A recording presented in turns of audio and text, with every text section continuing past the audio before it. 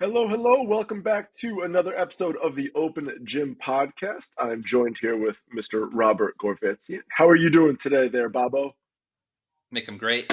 Someone told me it's going to be San Francisco's second summer today, so it might be. I think he said. I heard the word 90, and Whoa. that just makes me slightly happy uh, because I'm from the East Coast and I miss my hot, miserable days in summer, and now I get one. Just right there. Yay! 90 Yes, degrees. Woo. yes. Well, I hope you get to enjoy that beautiful day out there and get outside and get some steps in. And Sunburn. let's uh, let's get into our little topic today. I think it would be a good idea. Let's chat about some maybe lesser known facts around fitness and nutrition, kind of some misnomers people may know, maybe some hidden secrets you have that you want to share with some listeners. Do you have any of the tricks of the trade, we'll say, in regards to fitness that you've found over the years practicing whatever you've practiced? I mean, there are a ton of tricks and shortcuts around being healthier and stronger, and Hmm. everyone takes them and gets nowhere because there are none. So there are no shortcuts. This is a long term thing. This is uh, years, lifetimes. Nothing can be done super fast and also be worthwhile. And that's unfortunately why a lot of people stop, right? They're like, oh, 4 months in, oh, I didn't do X, Y, or Z, so I'm going to try something new. Or they don't even Hmm. get to 4 months. I think if they get to 4 months, they'll hit it. But it's like that initial 2 weeks to a month. It's like, oh, I didn't get my first pull up. Like, dude, you got to spend a lot more time than a month trying to get your X, Y, or Z, right? Whatever that might be. Right. Uh, I'd say, and this actually happened to a client of mine, and I know they listen. Mistakes about food, what we think, what we know, and this individual uh, was eating chicken thighs, not and he would track it and realize, oh my god, this is so many calories, but the chicken had bone in and skin, which definitely inflates the amount of calories that without the skin and without the bone actually drops down 75% almost, maybe even more Hmm. calorically. And so I think people just also have just misinterpretations, whether it's reading food labels and not understanding that something that is the size of my finger might be two servings versus, wow, this is so small, it can't be, this just has to be it. And I think just some more knowledge around being aware of what you're eating, and honestly with chat gpt at our disposal, Google at our disposal, just a quick lookup Hmm. of whatever we are eating if we're not sure. Not necessarily my fitness pal, because my fitness pal is just going to tell you what you're eating is X, Y, or Z, versus, oh, this can be done different ways. And just types of, I guess, lean protein, whether it's chicken breast, chicken thighs without the skin, without the uh, bone, and of course that's for if we're trying to, I guess, lose weight or be in a caloric deficit. Of course, if we're trying to mass and have a caloric surplus, then yeah, that's great. We want the bone in, we want that extra fat. And I Right. think that's the first thing that came to mind. Honestly, for this idea of this topic today was, oh my god, people, and it's not just this one individual, people that I've worked with for a long time, and I think the general public who don't know anything about nutrition just assume any version of chicken is healthy, or is Hmm. not the word healthy, but the best option. Uh, and thinking, oh, I'm just getting protein from this chicken thigh, whereas, oh, this is coming from the fattier part of the chicken. It's going to have more fat, but there are ways to reduce it. And so I think that's where Yeah. this topic comes from. It's just being more aware of what we are eating. I think that's huge. I mean, coming from two coaches here, that is something where I see a lot of people tripping up on and not having the basis of knowledge of understanding how to read a food label or understanding the difference between healthier foods and marketed foods as healthy foods, right? That can trip people up because we go to a grocery store and we see, 95% less fat in such and such food. And people are like, oh, well, if it's less fat, it's going to be healthy. And I should probably get that. In reality, we live in a society where everything is marketed to us to be something that we want. And healthy foods and healthy lifestyle is what we want. So we buy these healthier foods thinking it's going to be better for us, when in reality, they may not be. So looking up foods on ChatGPT, asking a coach, maybe just taking an hour and hiring a coach for a session to sit down and discuss healthier food options, getting kind of a basis of a menu for yourself, may be worthwhile in the long run. So that is a huge, huge point that you bring up, that people just may not have that basis of knowledge around nutrition.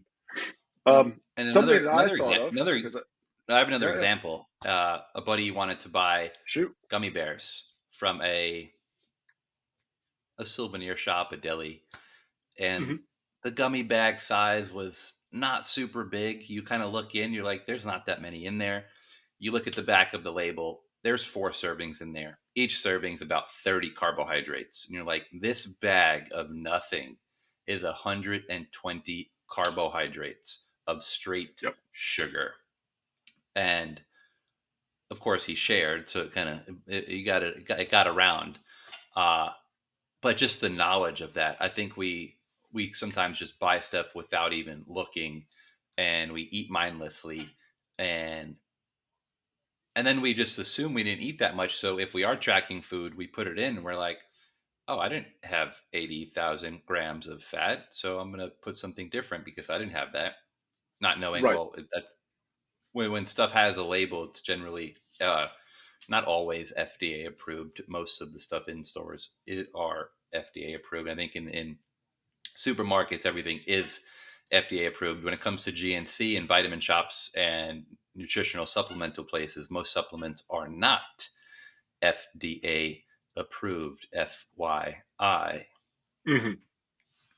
Yeah, I think that's something good to know for sure. Uh, any instance of, let's say, tricks in the gym as far as exercise choice? I mean, we discussed program hopping in the beginning here, and that's kind of when someone goes on a program for 2 weeks, doesn't see the results they want, and they hop to another program thinking the next program is going to be worthwhile and kind of give them the results that they want. When in reality, you need to really let that program marinate and Yep. let that kind of set its course. Do you have any other pieces of advice along that lines, or? I mean, you're showing up to a place. Most programs, if they're talking to you individually, are going to be based around a year and a goal. Uh, Maybe short-term goal, long-term goal, and that short-term goal is not going to be less than 3 months. That is your short-term goal, 3 months. I've had a coach that's the minimum sign up, 3 months. I'm Mhm. a nutrition coach. Your minimum sign up with me is 3 months, because guess what? You're going to start to see some changes at week 5 and 6, and then we can use the data we've been using to move forward. I can't Oh use the yeah, data after 1 week to figure stuff out, because you're not going to change that much. Your body's in a big fluctuation in that first month. The same thing goes for weight training. Uh, and so committing to 3 months is the minimum you should do for any program. It could be Soul Cycle, it could be yoga, whatever it might be, weight training. Give it 3 months, then make your decision. I agree. I think that 3 month mark is a great time frame. Anything less than that, you're really in danger of um, aggressive weight changes that are going to be so temporary that you're going to just lose all the gains, in 4 months, because it's so hardcore that you're going to lose motivation and possibly injure yourself. It's just not worth it. I think 3 months, giving that 30 days of knowledge, absorbing, kind of understanding where the program's going, gives you that first 30 days, and then you can kind of set your course after that. That's huge. Um, Anything in the group class setting that you've seen that people can kind of take into account when moving into a group class setting from a personal training environment? Kind of like how to maneuver around a class, how to cater themselves, maybe when a coach doesn't have the ability to modify right off the bat, how to take care of themselves a little bit. kind of be a little bit more self-aware? Have you seen anyone kind of move in that route with some good mobility? I think that comes from the education you get one on one. Mhm. That if you work one on one for 3 months, there should be nothing you don't know uh, that would leave you very confused in a group setting. Uh, I'd say the only thing, if you have a specific goal and you're jumping into a group class, then you no longer have a specific goal, because a group class, a lot. I know you run smaller group classes, so that's a lot easier to still personalize. But a bigger group class, you are now in for general fitness, whether you think so or not. You Right. are going to get good at you'll get okay or good at everything, but if you want something specific, you have to specialize in it. That and that's Yes. and That is most people who show up to class might eventually evolve into something specific, but for the most part, it's how can I just be healthy and do something kind of fun. And I think my Yep. interpretation of fun is a little different than the common person's. Uh, I like to try something new, trying to push my body to a new physical limit versus an exertion limit. Sometimes I do like to push Mhm. to an exertion limit, but not as often as when I was in my 20s. But a new physical limit that allows my body to comprehend, but also following the right progression to get there. Uh, Right. and so if you're looking to jump into group class to get better at running a marathon, there are perks to weight training that will get you better at a marathon. But if you want to get better at a marathon, well, we have to get better at running. Yeah. I And think and any that's good marathon program has squats, deadlifts involved for that lower body endurance and strength. But for the most part, I got to run. right. Yeah. A little bit more sports specific. And I think that's something we saw when we opened up our space in New York, right? I remember doing sit down orientations essentially with members, and each of them would come in with three or four separate goals. And you kind of had to just lay down the knowledge of, hey guys, you're joining a group class with 12 to 15 other people per class. The programming is generalized to get you fitter, general fitness here. If you have a specific goal in mind, moving into the one-on-one training realm may be the better option, just because a specific goal requires a specific training program. So that is something uh, to keep in mind. If you have a specific route you want to take, you may need to go towards that one-on-one route just to get a better plan developed for yourself. But And don't get me yeah, wrong, there is a fun aspect to being around people. And so you're kind of just weighing, well, I may never hit my goal, but I'm kind of having fun. And then right. there's the flip side of having a specific goal where I know from personal experience that shit is not always fun training by yourself. Uh, and so I think it's very individualized of what what gets you to the gym. Is it Mhm. your goal, or is it the group camaraderie? Because that's a real thing. Oh, absolutely. I mean, I used to use the analogy that our CrossFit classes were kind of the trunk of a tree. And the more and often that you're in those classes and you get more exposure to strength training, Olympic lifting, gymnastics moves, things like that, you may want to branch off and try something a little bit more in depth with a one-on-one coach for maybe 6 weeks, 8 weeks, 12 weeks. And then you'll find yourself back into the trunk of the tree, getting back into general fitness, going back to the group classes. You'll be exposed to something else. And maybe you branch off and try Olympic lifting for 6 months, 12 months, and then come back. You're just trying to find different niches, but having that nice baseline of fitness could be those classes for yourself. And then you may develop goals down the line and you'll need a more specific plan. I like it. Yeah, I mean it's not like you got to have to be super honest with those individuals.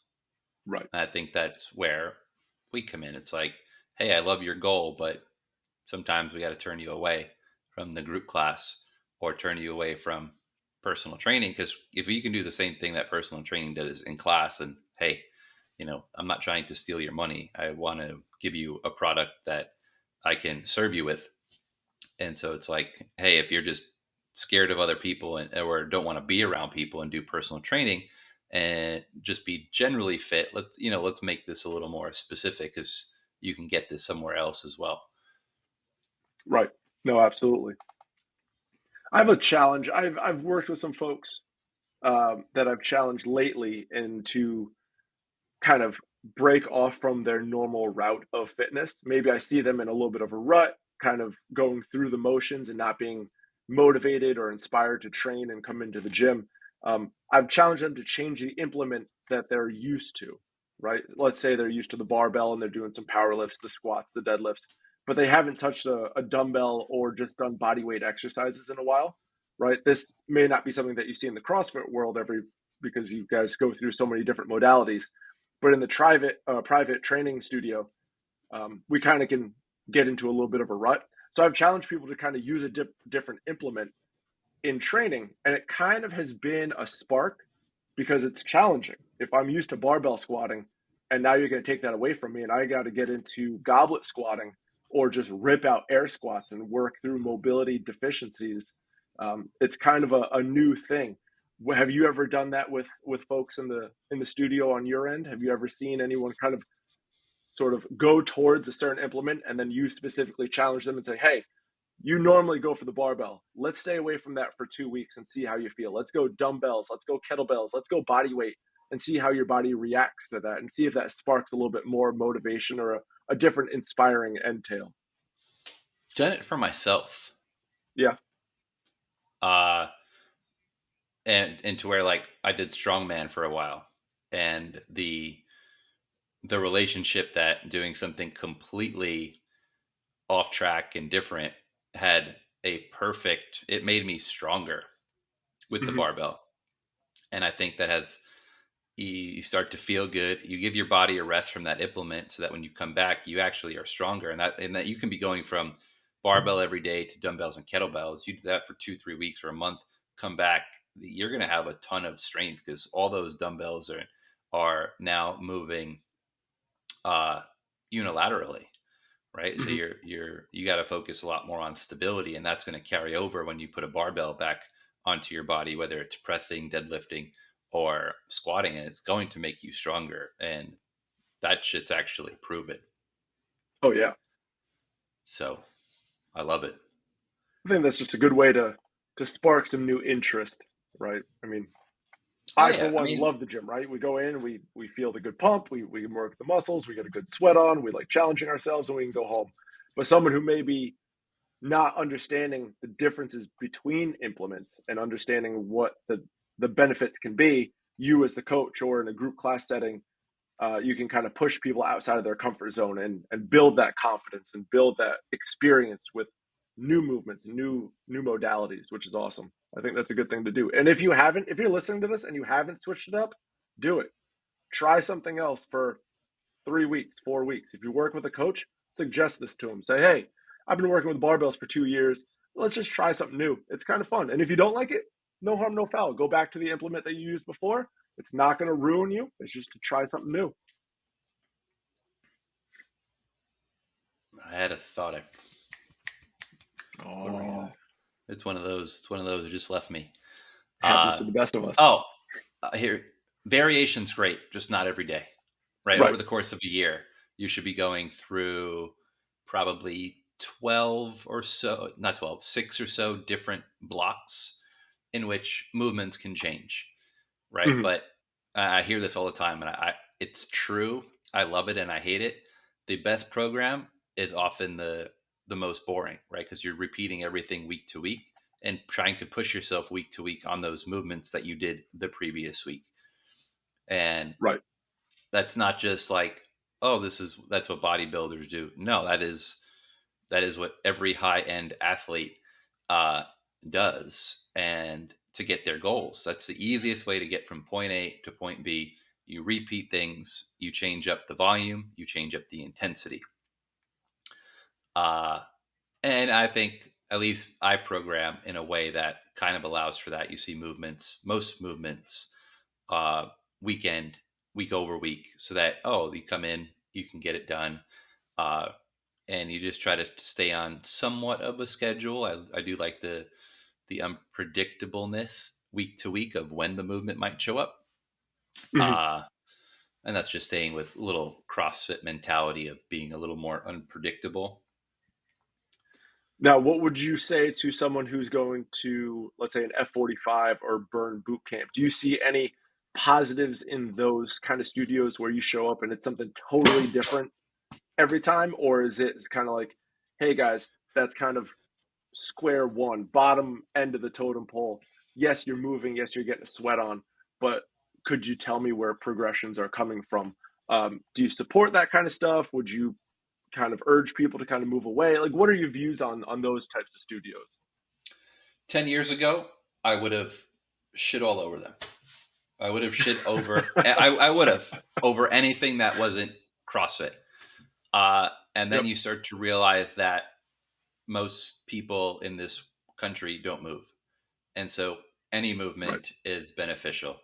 Uh, any movement's going to be beneficial. Like there's no more health benefit of me squatting really more than my body weight, maybe a little more. So my back squat might be double body weight, but that doesn't really help me functionally or live longer. Hmm. Me having a nice solid muscle mass will help me live longer. So there are perks to that, but my numbers won't help me over a certain point. Don't help me live longer or function in everyday life. Right? I don't need to deadlift a car Right. to be able to bend over and pick up a kid or pick up my bike or bend over and pick up groceries. So there are kind of limitations. And so when I look back, it's like you moving at F45, which might have a lighter dumbbell, there's no barbells. Hey, you're doing something. And for most people, they just want to be healthier and move better. And I don't think you need a perfect progression to getting stronger. I think Hmm. F45 is a little is an entry based program. And so the people you're getting are going to see adaptations for 6 months to a year. Right. And I think from there, that person might be like, I want more. And that's where you kind of have to kick them out of F45 and move them to where they can expose themselves to heavier weights or different modalities that they might want. But for an entry position, and the same thing goes with CrossFit, which I think the entry is a little bit higher in CrossFit because of the technical movements we use. Hmm. Uh, it's the same concept. It's like there's a point where, oh, you want to get specific. Well, all right, class isn't going to work anymore because we are not super specific to what you want. We're general. Right. But my new take on fitness is I think we do need to do more than just walk, right? We're not getting good range of motion for our joints when we walk in terms of full range of motion. And that's where I think dumbbells are amazing. But there is a point where, yeah, I'm lifting 10-pound dumbbells week over week. I do need some overload. With overload comes difficulty, which I think people are often scared of. When things get difficult, they go backwards so that they can be more comfortable to move forward. And that's where progress is lost. Yeah. No, that's great. I like it. Right, because you need to be in a space where you can see progression and kind of cater to a growth mindset and a growth kind of adaptability. If I just sit here and I move around and do jumper jacks and lift a 10-pound dumbbell, that's great to start, but I need a place to go to and grow into. So that is why I like CrossFit in the sense of there is an infinite number of weights I can lift. Yes, it may not be specific to the program that I would like to follow, but that's something I could branch into. Most CrossFit gyms have a personal training department or section that, hey, I want to veer off the group classes for 6 months. I can go do something specific for a little bit and then I can come back. Whereas some of the other group class fitness based programs is there to get a sweat on. And I'm not going to shit on that right now. That's great. Like people who need to move, I want to applaud people for moving. So that's awesome. But there should be a space down the line where you're at that would support kind of a growth aspect for you to improve a little bit and push that adaptability. Well, I think what Just people don't know, right? What people don't know is I think they assume that if I run for 60 minutes because I'm moving the whole time, that's the best workout. right. Versus let me run 30 minutes, weight train for 30 minutes, and now you are going to be unbreakable. You're Right. not just going to run away from fights.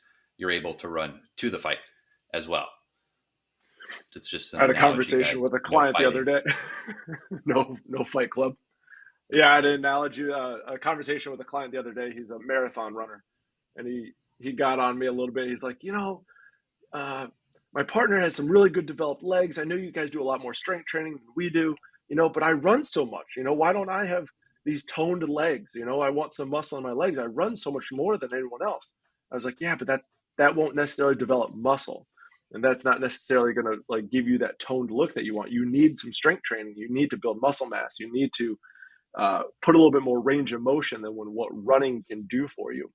So then there's just that knowledge base of what actually is going to give you the goals that you want to achieve, and does your training program guide you Yeah. towards that goal? So Muscle fibers can physically be seen.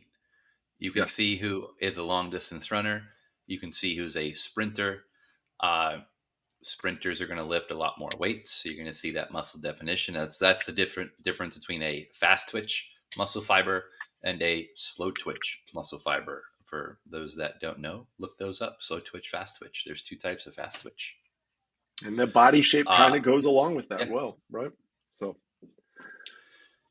cool beans, Another bro. thing people don't know: best way to recover from an injury: sleep and food. Sleep and food. Sleep and food. When we are injured, our body is in overdrive to recover. We actually need more food than we think. A lot of people think, oh, I can't go to the gym. Uh, I broke my leg. Hey, you can go to the gym, right? There's a complete other half of your body that can lift weights. That's my first thing about people being injured. Are you going to do group class? No. That's where training comes in, rehab comes in. But to help enhance our recovery, sleep is a priority. And then the food we're putting in our body. And I think when people think, oh, I'm not going to do as much, I need to eat less, that is a very big fault. And I think that is a common misperception across the country and probably the world of, oh, I can't do anything. I'm sedentary now. I must eat less. No, just keep eating more fruits, vegetables, and protein that will enhance your recovery and shorten your recovery time. Right. Aaron Rodgers is coming back from Achilles fucking surgery. I have never, and this man is walking, he's throwing. I've had a few clients who have dealt with this injury, and they've been on crutches for 3 to 6 months. Yeah, it's And incredible what he's and doing. and he said it the other day. What I'm putting in my body, and I'm sure it's not the ayahuasca he's done in the past, but what he puts in his body, along with he does have the capacity to rehab for 6 hours a day, with which the common person can't. So we do put it there. But in terms of athletes, he, he is he is by far ahead of any athlete that has ever had this injury, and all these athletes do have the same ability to rehab 5 hours a day. But it is so important of what you physically eat and put in your body, right? Instead of feeling bad about ourselves and having that donut, that chocolate, that burger every night to hit our emotional bandwidth because I'm down from not playing, he's probably eating a ton of just unprocessed, clean foods in his Mhm. day and having a ton of them to enhance his recovery. So I know we're all not trying to get back on the field like Aaron Rodgers, but you can look at his for some inspiration. If I take care of my body, I can, and my mind, honestly, being a little more positive when we're injured does help. Yeah, absolutely. It will definitely translate to those physical cues for sure. Well, man, good little chat. Yeah, I'm sure there's a ton of other stuff, and people who know me can always just ask me. Uh, Right. I mean, but this we was could great. rant This about was, this for a long time. yeah, things people don't know. I'm in San Yeah. Francisco. Yeah, you might not know that. Who didn't know that? That's crazy. San Francisco. We have 2 seasons. Actually, we have 1 season. It's 50 in the morning and 70 every afternoon. That is the same across the board. Does Yeah. it snow in San Francisco in the winter? Does it get that cold? Never. I think it snowed once Really? in the last 3 million years. Get But out, man. everyone goes to Tahoe to see snow, Woo! Go and Tahoe. there's 30 inches a day a weekend Oh, up in Tahoe. So yeah, it's all right. Come to North Carolina. It's 95 degrees with 98% humidity. It's hitting a wall of sweat the minute you walk out of your house. It's fucking miserable. uh, But sounds yeah, beautiful. I hope you guys got a little bit out of this. I know we kind of circled around to a lot of different topics, but I think you can take it away as um, if you have a specific goal, you may need a specific plan. You wouldn't get a specific goal from a generalized class or generalized program. Work with a Oh, coach on that respect. If you have issues with, Bob, question. last thing. This is Yep. probably the biggest thing that a lot of people don't know. Sweat does not equal a good workout. Oh, I've preached this to many people.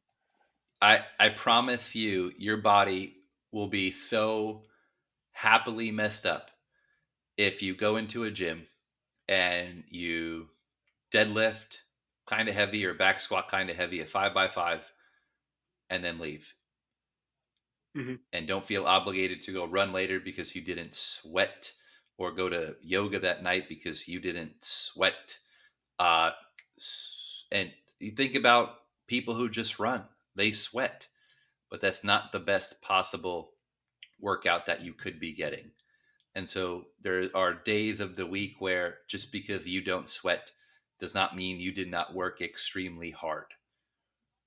Yeah, no, it's And true. I think a lot of people, even if they go through those heavy lifts, they're like, but I didn't sweat today. I need to sweat. And now, guess what? The strength you just put into that barbell and your body, we're depreciating it by going to sweat immediately after. Hmm. So some I'll even days, I'll even tack just on the back of lift that end with rest periods. I don't know if you have issues with rest periods with your clients and the every classmates, day, but every day. right, I get people who want to change the weight on the bar. Let's say we're back squatting. We're going to go from 95 pounds to 135, and they'll take 25 off, put 45s on each side, and they'll get right underneath the bar. And I'll come up behind them and just put my hand on the bar and just stop it. Go sit down, rest for a second. You'll be fine. Come back. Right? I hate it when someone cuts their rest period short, and that will hinder the 5 to 10 to 20 pounds that they could put on the bar because we're working for strength. We're working to lift a little bit more weight, but you're going to hinder that by thinking you're working harder because you're going to rest 25 seconds. That's not how it works. It's not supposed to be an aerobic capacity workout right now. You are just literally chopping your progress down because you think you are working harder by only resting 25 seconds. Sit down, let your body recover, go into the next set feeling fresh and confident that you can hit it, and put the extra weight and intensity into the bar so you can make the progress where the progress is needed. That's my rant. There it is. Oh, imagine having a powerlifting in your class and then all the cardio junkies in your class and trying to get them to just see the same goal. It's tough. I don't know how you do it with that many Uh, people. I have one powerlifter And I'm sure who he's like, he's he's a good time, but he's like, I'm resting my 10 minutes in between my sets. I'm like, you're right. I'm going I, to take my 8 minutes. 3 minutes is what we're doing today, buddy. And Not then you got eight. the other Sorry. end of the spectrum of 30 seconds or like tapping their foot, kind of getting jittery. All right, I Yeah, gotta go. I gotta go. I gotta go. Yeah, like they're just staring at me, waiting for me to give them okay, and I'm like, you need to go. If you're not sitting down, you're not lifting heavy enough. right. Lift heavy. You should see stars physically. You open your eyes and you're like, shit. Go sit down, chill. That's when we know I've lifted heavy. Now I rest, then I repeat. The But a intent lot of of the people don't know workout. how to express their, right. They come to us without those type 2 muscle fibers, Right. right? The fast That's a twitch. learned. Yeah, And and so that's it is something an you have to learn through expression. experience. Yeah.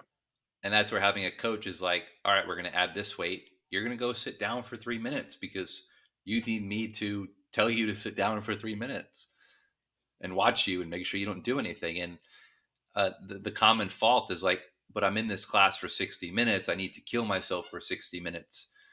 And the education around like why we rest, we can't give it in 60 minutes. Like it's not long enough. Uh, Unfortunately, it's hard to twinkle in, but it's also hard to kind of give change these people's perspectives because we're in such a sweat dominated culture. Right.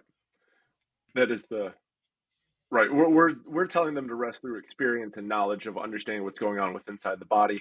And let's say they're not even lifting heavy enough weight where they really need to recover.